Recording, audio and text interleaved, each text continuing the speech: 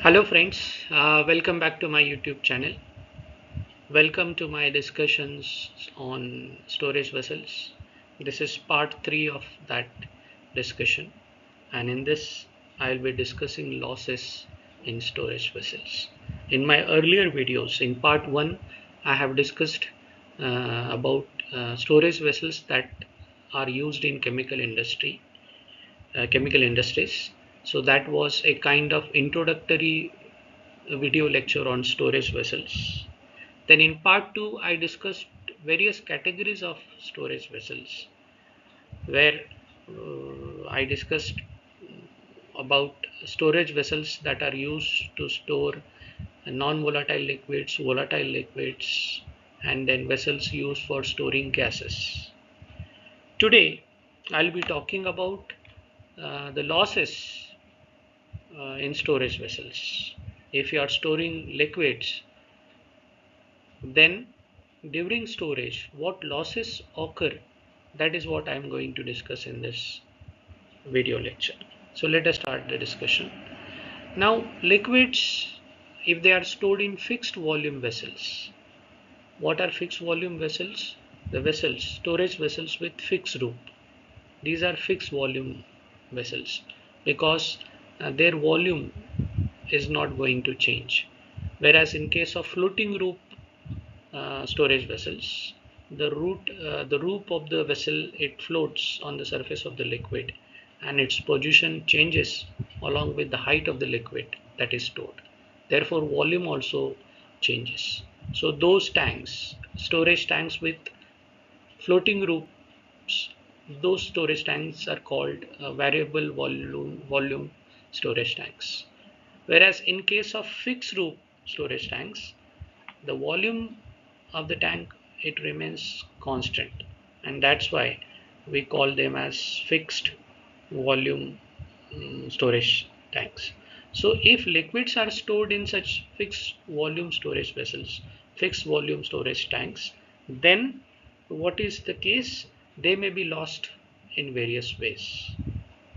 So if you store liquids in fixed volume tanks for longer times, then there are chances of losses uh, that will be occurring. And how the liquid gets lost, there are various ways in which this can happen. So we are going to discuss those ways in this video lecture. This is a serious issue. Loss of liquid during storage is a serious issue in the case of volatile liquids.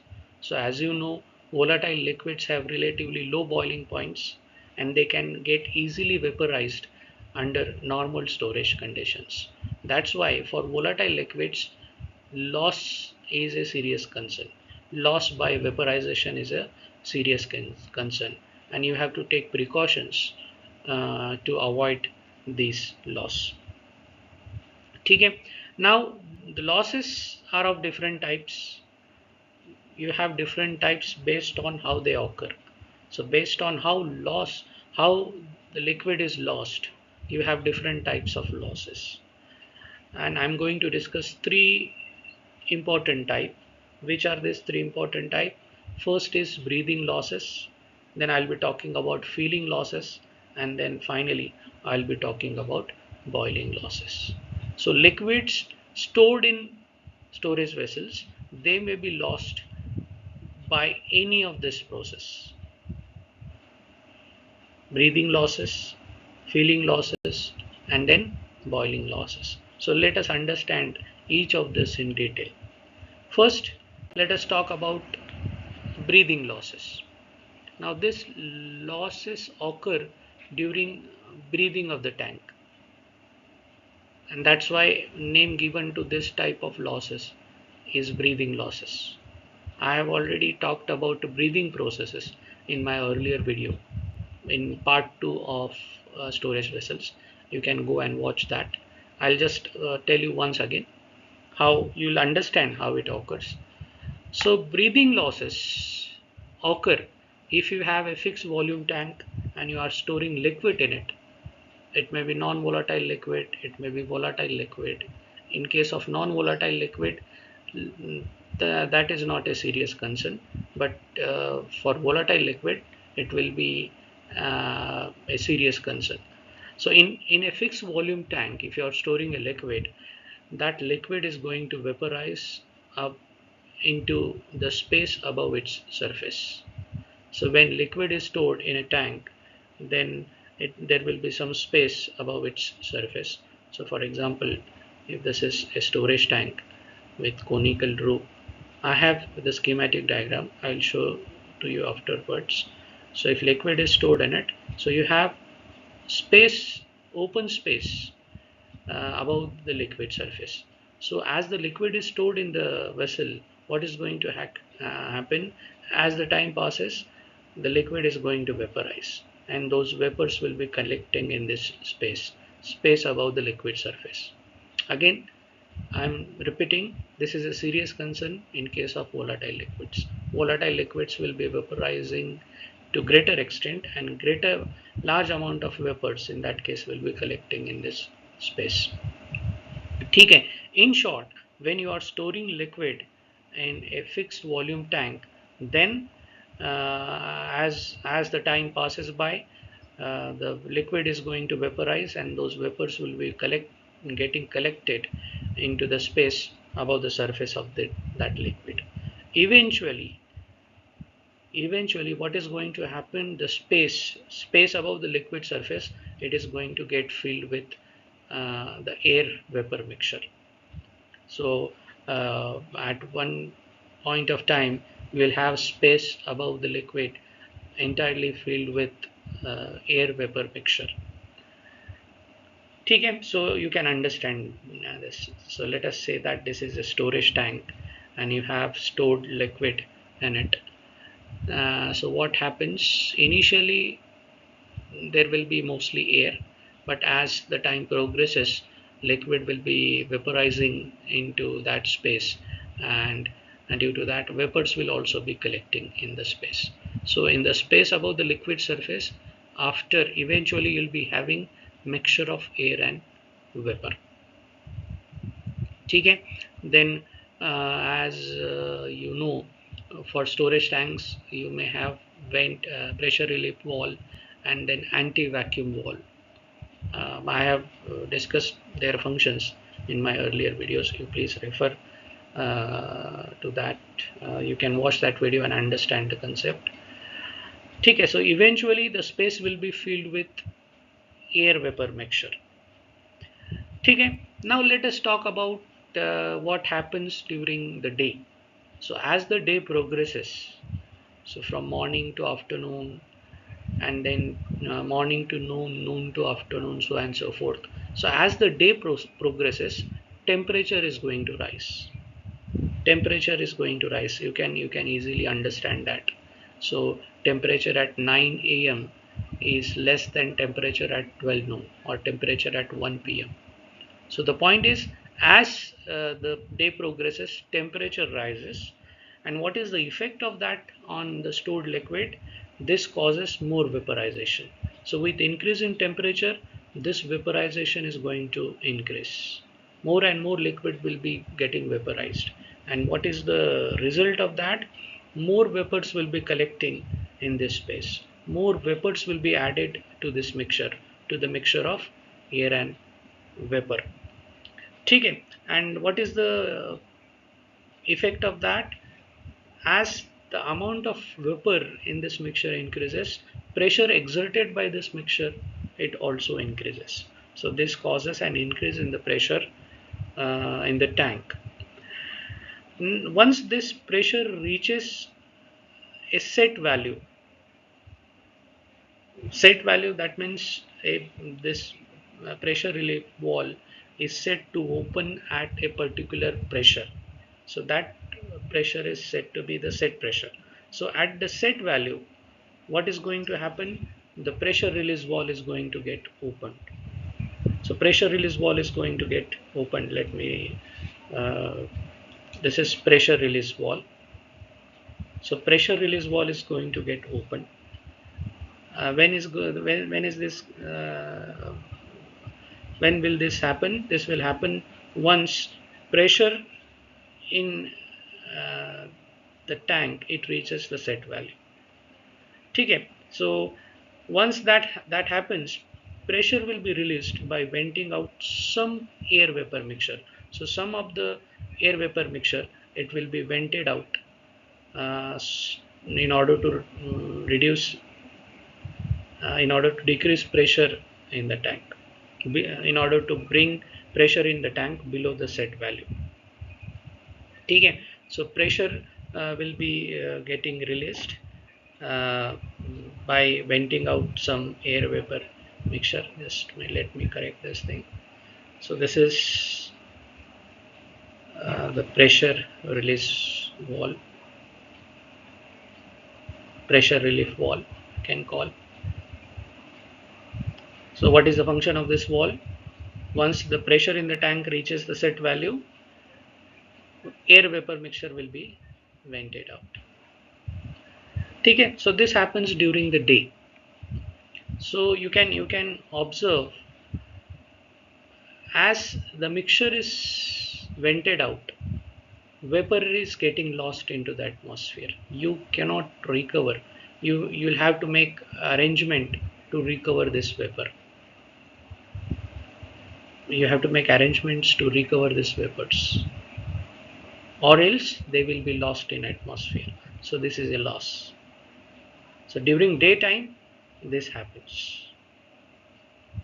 Okay. So in short, as the day progresses, temperature rises, rate of vaporization increase, more vapors are added to the space. This increases pressure in the tank. Once it reaches the set value, pressure will be released by venting out air vapor mixture. And if there is no provision of recovering those vapors, those they will be lost into the atmosphere. So that will result in loss of liquid. So some liquid is lost in the venting process. So this happens during the day. Now let us understand what happens during the night. Okay, now let us understand what happens during the night. So during the night, temperature, as the night progresses, temperature is going to decrease. So as the night progresses, temperature is going to decrease, temperature is going to fall.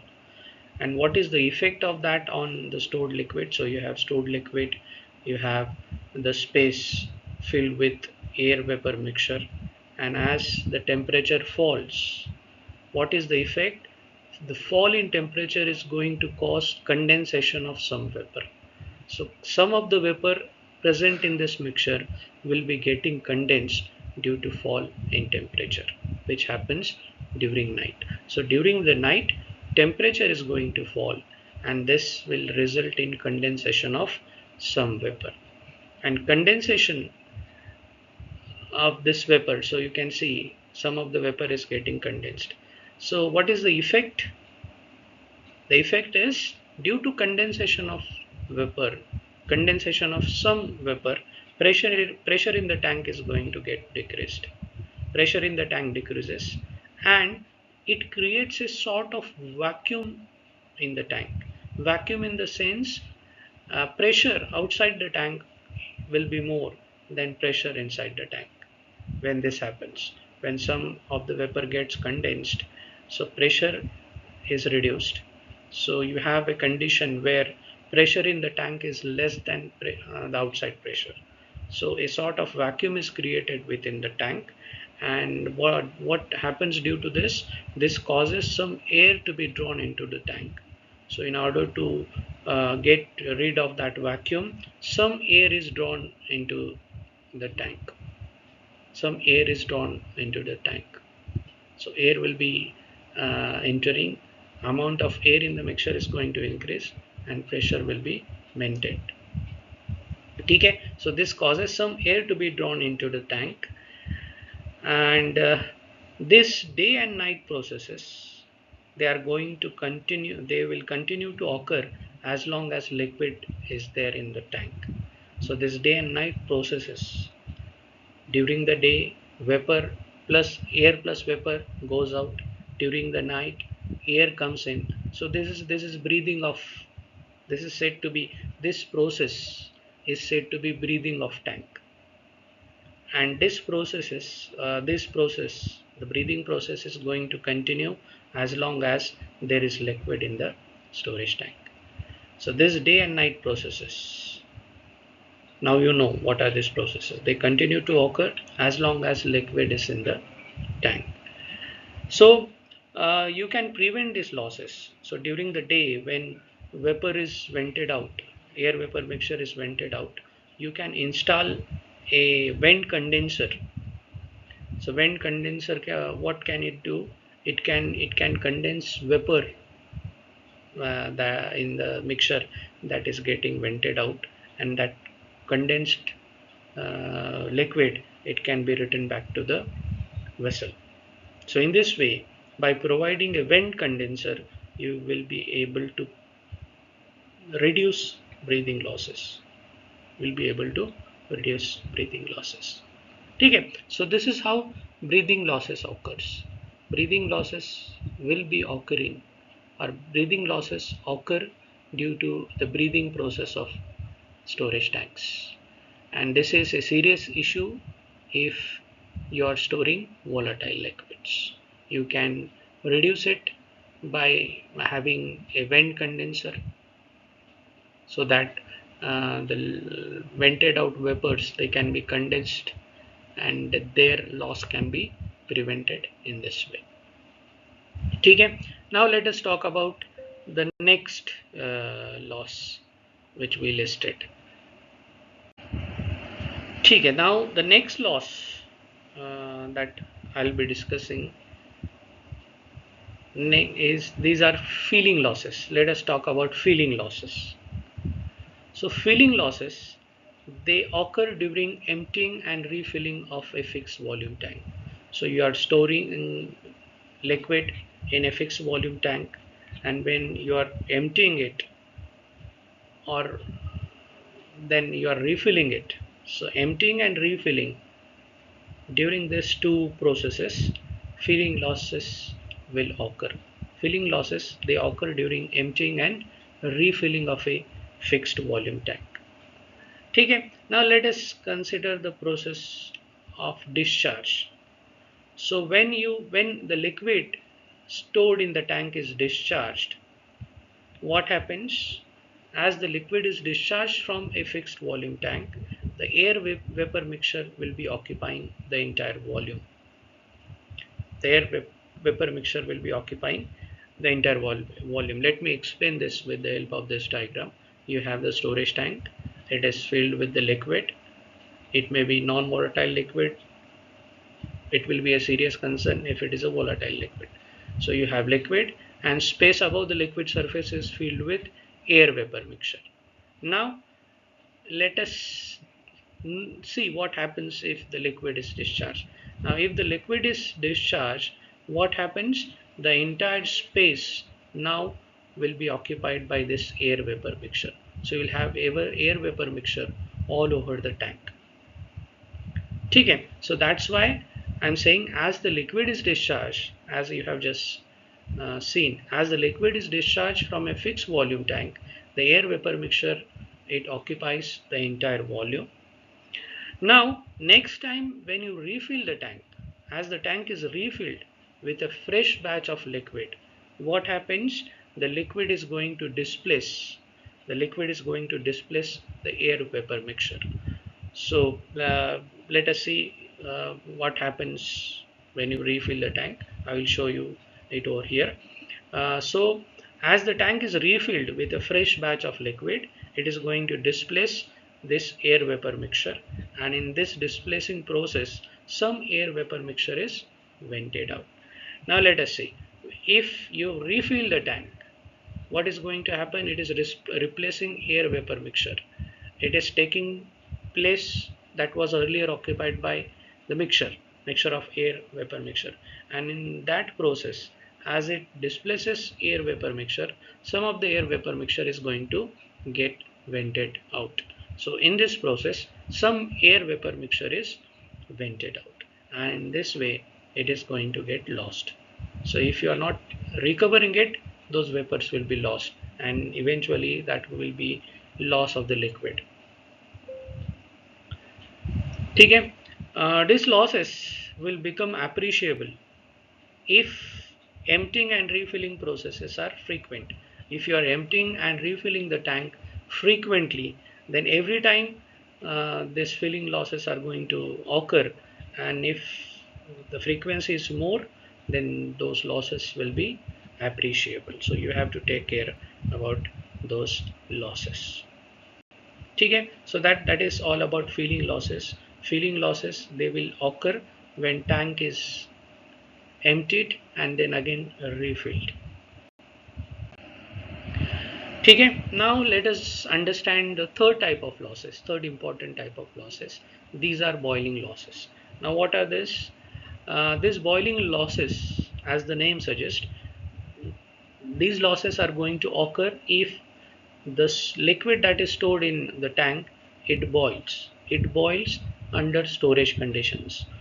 We are not talking about boiling by supplying heat, we are talking about boiling that may occur under storage conditions. Okay, so if that happens, then boiling losses are going to occur. Again, let me repeat, this is a serious issue in the case of volatile liquids. So boiling losses, they occur if stored liquid boils under storage conditions. So how the losses occur? The boiling causes excessive vaporization of the liquid. Large amount of vapors are produced, and this results in, when you have more large quantity of vapor in the air vapor mixture, this is going to cause an increase in pressure in the tank, and then this pressure will be released by venting out some air vapor mixture, and in that process liquid vapors will be lost. You have to make provision for recovering those vapors. So some liquid is lost in the process. So as I said, boiling losses will occur when liquid boils under storage conditions. So when that will happen, under normal conditions, under normal storage conditions, the liquid will boil if this condition prevails. What is this condition? P is less than P naught.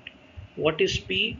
P is pressure in the tank, and if pressure in the tank, it becomes less than P naught. What is P naught? Vapor pressure of the liquid at the storage temperature. So if this condition persists, if this condition prevails, then the liquid will boil, and once liquid boiling losses are going to occur. Okay, so you have the storage tank, you have liquid stored in it. So you have the liquid stored in it, and if this condition P becomes less than P naught, pressure in the tank, it becomes less than vapor pressure of the tank under storage at storage temperature, then what is going to happen? Boiling is going to take place. Large amount of vapors will be formed. Those vapors will be getting added. This will increase the pressure. In order to release the pressure, some air vapor mixture will be vented out, and in this process uh, some liquid will be lost.